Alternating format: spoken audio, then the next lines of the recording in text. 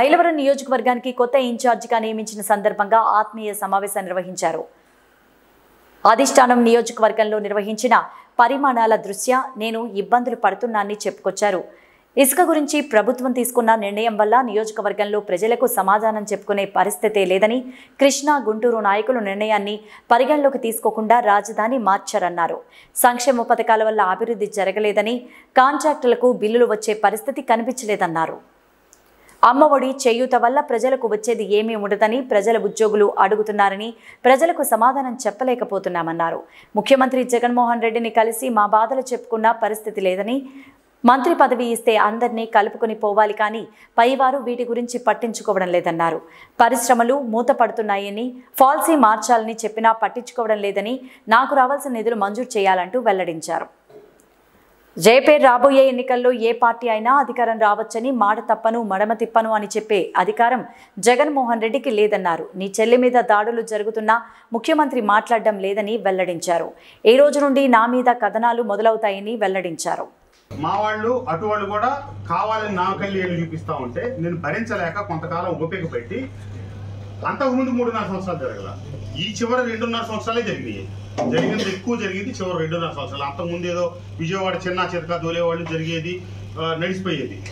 కానీ నా ఈ మొత్తం విషయాల్లో అత్యంత బాధాకరమైన అంశం ఏంటంటే, నన్ను నా ప్రతిపక్షం కూడా విమర్శించినటువంటి కీలకమైన అంశం ఏంటంటే, నన్ను ఎవరైతే ఇబ్బంది పెట్టాడని చెప్తున్నానో మీ అందరికీ తెలిసిన వ్యక్తి ఎవరైతే ఉన్నాడో అతను ఇంటెలిజెన్స్ నివేదికలు మార్చి ముఖ్యమంత్రి గారి దగ్గర పంపించడం, ఐపాక్ నివేదికలు మార్చి ముఖ్యమంత్రి గారి దగ్గర పంపించడం, నేను మైలవరం నియోజకవర్గంలో ఉన్నటువంటి గ్రామాల్లో వైఎస్ఆర్ కాంగ్రెస్ పార్టీ నాయకులు కార్యకర్తలు ఎన్ఆర్జీఎస్ నిధులు తీసుకొచ్చి పనులు చేస్తే వాళ్ళకి బిల్లులు రాక ఆర్థికంగా అస్తవ్యస్తమైనటువంటి పరిస్థితిలో ఉన్నటువంటి వాళ్ళని ఆదుకోవడం కోసం గ్రామాల్లో ఒకనాడు నీరు చెట్టు కింద ప్రభుత్వ నిధులు వెచ్చించి చెరువులు బాగు చేస్తే అవసరం లేకుండా కార్యకర్తలే మట్టి తీసుకెళ్లి పొలాలకి రైతులకి ఉపయుక్తంగా ఉండే దానికోసం అమ్మేటట్టుగా చెరువులకు అనుమతులు ఇప్పిస్తే, అక్కడ ఉన్నటువంటి ఆ గ్రామంలో పార్టీలకు అతీతంగా ట్రాక్టర్లకి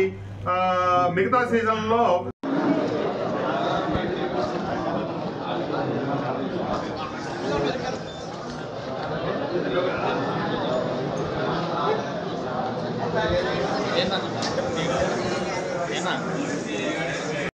ఈ కుటుంబ సభ్యులందరూ కూడా వాళ్ళ కుటుంబంలో నన్ను ఒకటిగా, మీ తమ్ముడిగా, మీ అన్నగా అందరూ భావించిన మీ అందరికీ ధన్యవాదాలు తెలియజేస్తూ, ఈ 6 సంవత్సరాలు నన్ను 2-3 దేశాల్లో మనం జరిగిన ప్రస్థానాన్ని గమనించుకోవచ్చు.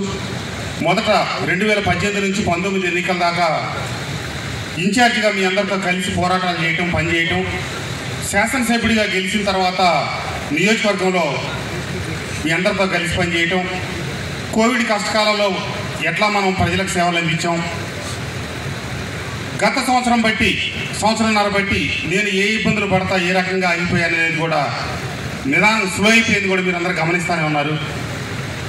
ఈ విషయాలన్నీ క్లుప్తంగా ఒక్క 10 నిమిషాలు మీకు తెలియజేసి, నా కుటుంబానికి ఈ రోజున నా ఇంటికి పిలిచి మీ అందరినీ, నన్ను ఇంతకాలం గౌరవించిన మీ అందరికీ, నా కుటుంబ సభ్యులకి నా అనుకోని మీ అందరి గుండెల్లో పెట్టుకున్న మీ అందరినీ ఈరోజు నా ఇంటికి పిలిచి భోజనం పెట్టి పంపించాలని ఈ కార్యక్రమానికి ఏర్పాటు చేయడం జరిగింది.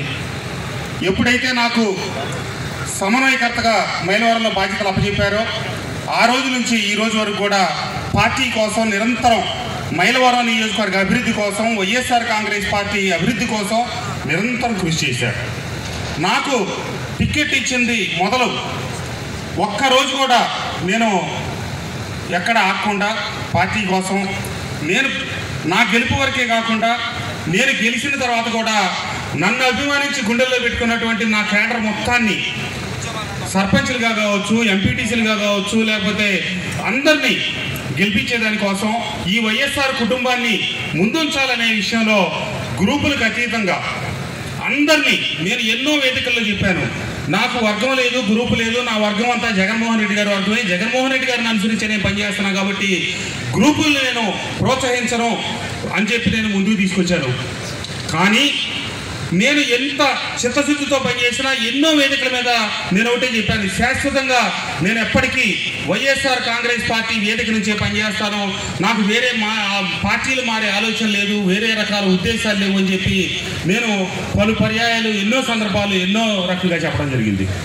కానీ దురదృష్టవశాత్తు కొన్ని సంఘటనలు నన్ను తీవ్రంగా బాధించినాయి. ఆ సంఘటనలు అన్నీ చెప్పలేకపోయినా కొన్ని 4 ముక్కలు మీకు వాస్తవాలు తెలియజేయకపోతే తెలియదు కాబట్టి చెప్పాల్సిన బాధ్యత నా మీద ఉంది కాబట్టి ఈరోజు సమావేశంలో మీకు తెలియపరుస్తూ ఉన్నాను. ఈ నియోజకవర్గంలో నేను అంతా ఒక కుటుంబంగా ముందుకు తీసుకెళ్తా ఉన్నా.